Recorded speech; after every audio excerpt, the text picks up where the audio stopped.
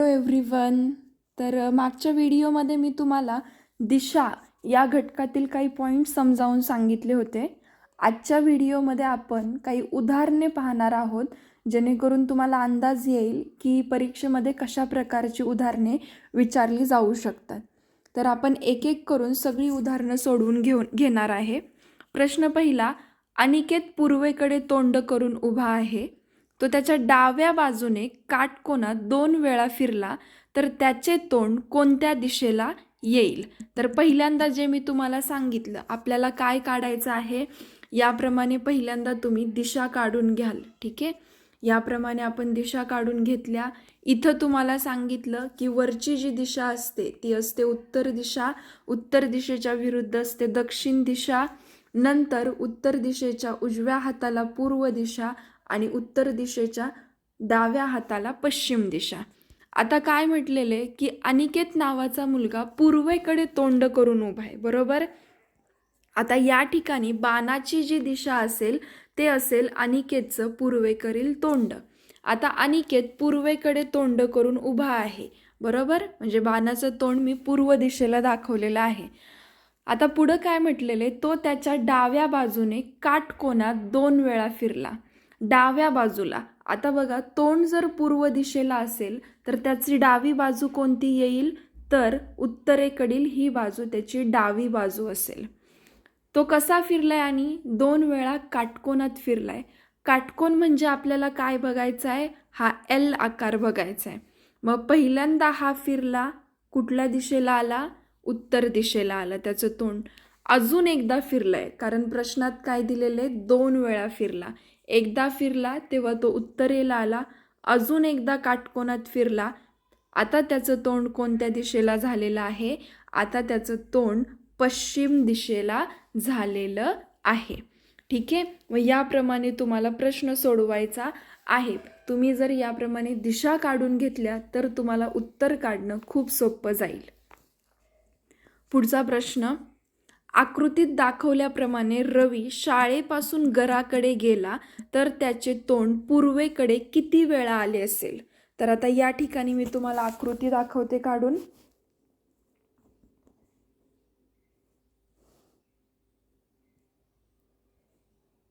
याप्रमाणे आपल्याला आकृती दिलेली आहे.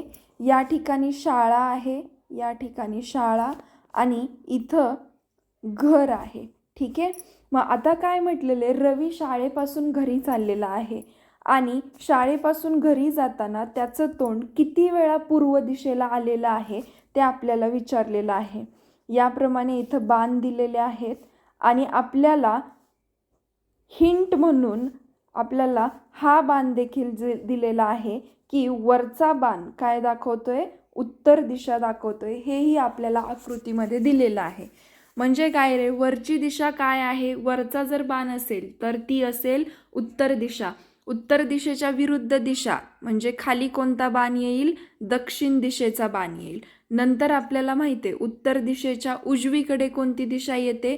पूर्व दिशा येते. म्हणजे इकडं तोंड करून, या दिशेला तोंड करून जेवढे बाण आलेले आहेत तेवढ्या वेळा त्याचं तोंड पूर्व दिशेला झालेलं आहे. मग बघूयात किती वेळा? 1, 2, 3. तर किती वेळा त्याचं तोंड पूर्वेकडे झालेलं आहे?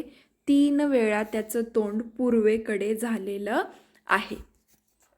चला पुढचा प्रश्न, पोस्ट ऑफिसच्या पश्चिमेस 2 किलोमीटर अंतरावर मंदिर आहे.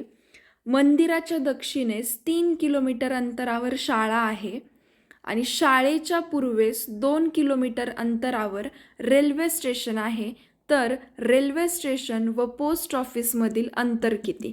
तर आपण पहिल्यांदा काय करूयात, या ठिकाणी आकृती काढून घेऊयात. समजा या ठिकाणी मी घेतलं हे पोस्ट ऑफिस. आता काय म्हटलेलं पोस्ट ऑफिसच्या, ठीक आहे, पोस्ट ऑफिसच्या पश्चिमेस 2 किलोमीटर अंतरावर मंदिर. आता हे जर पोस्ट ऑफिस असेल तर त्याची पश्चिम बाजू ही येईल. मग याच्या पश्चिमेस काय केलेले? 2 किलोमीटर अंतर. समजा हे या ठिकाणी आपण 2 किलोमीटर अंतर लिहिलं तर 2 किलोमीटर अंतरावरती काय आहे? मंदिर आहे. ठीक आहे, या ठिकाणी आपल्याला काय मिळालं? मंदिर मिळालं. पुढं काय म्हटलेले, मंदिराच्या दक्षिणेस. ठीक आहे, मंदिराच्या दक्षिणेस. आता मंदिराची दक्षिण बाजू म्हणजे कुठं येईल, या इकडं खालच्या बाजूला. मंदिराच्या दक्षिणेस 3 किलोमीटर अंतरावर काय आहे, हे जर अंतर आहे 3 किलोमीटर. ठीक आहे, मग या 3 किलोमीटर अंतरावरती काय आहे, तर शाळा आहे. ठीक आहे, 3 किलोमीटर अंतरावर या ठिकाणी शाळा आहे. ठीक आहे, नंतर काय म्हटलेलं आहे, शाळेच्या पूर्वेस. शाळेच्या पूर्वेस 2 किलोमीटर अंतरावर काय आहे, रेल्वे स्टेशन आहे. मग या ठिकाणी ही पूर्व बाजू आली, 2 किलोमीटर अंतर. आणि या ठिकाणी 2 किलोमीटर अंतरावर काय आहे, रेल्वे स्टेशन आहे. मग आपल्याला प्रश्न काय विचारलाय, आपल्याला प्रश्न असा विचारलेला आहे की मग पोस्ट ऑफिस, या ठिकाणी जे पोस्ट ऑफिस आहे ते पोस्ट ऑफिस आणि रेल्वे स्टेशन यांच्यामध्ये किती अंतर असेल.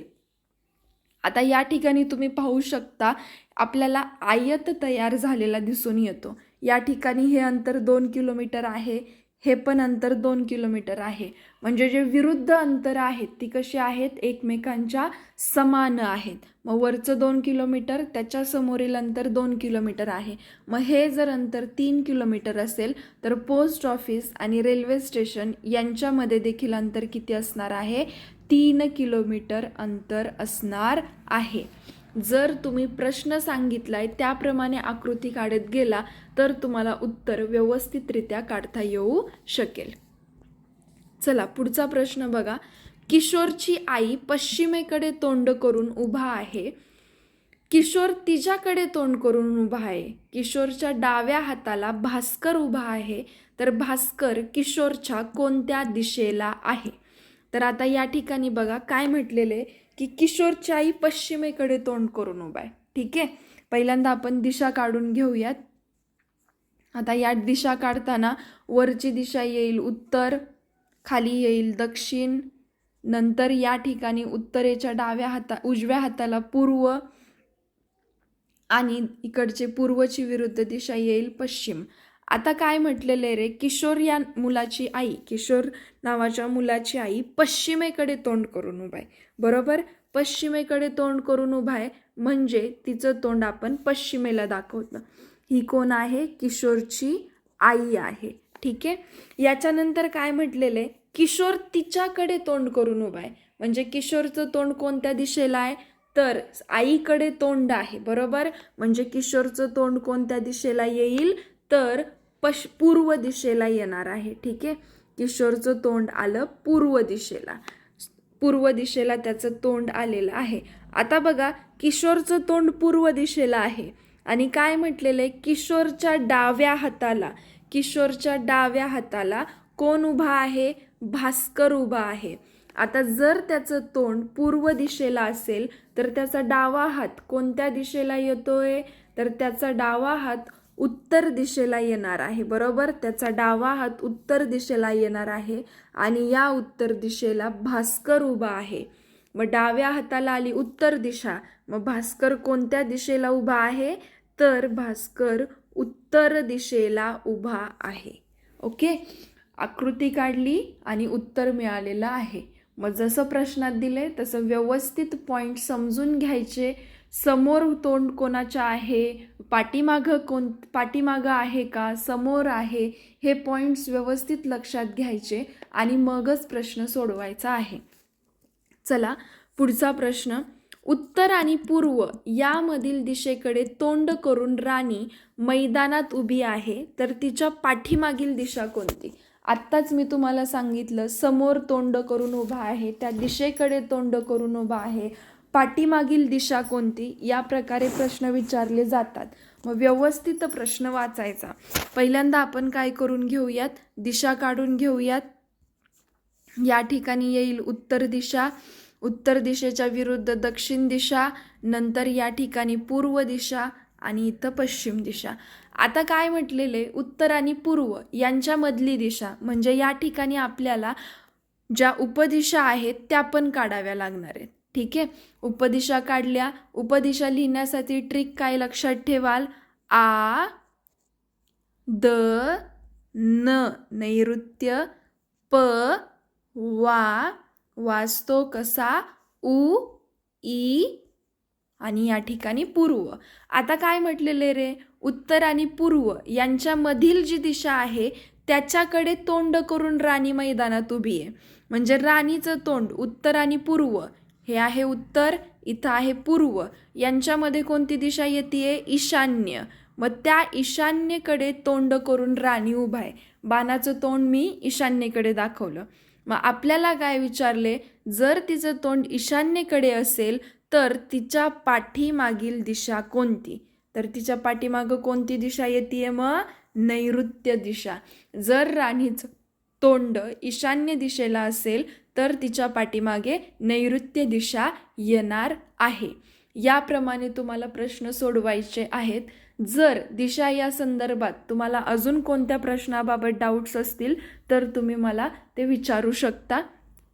फक्त एवढंच लक्षात ठेवायचं, जे प्रश्न दिलेले आहेत ते व्यवस्थित वाचायचे आणि प्रश्नात दिल्याप्रमाणे आकृती काढून योग्य दिशा लिहून मग उत्तराचा पर्याय निवडायचा आहे.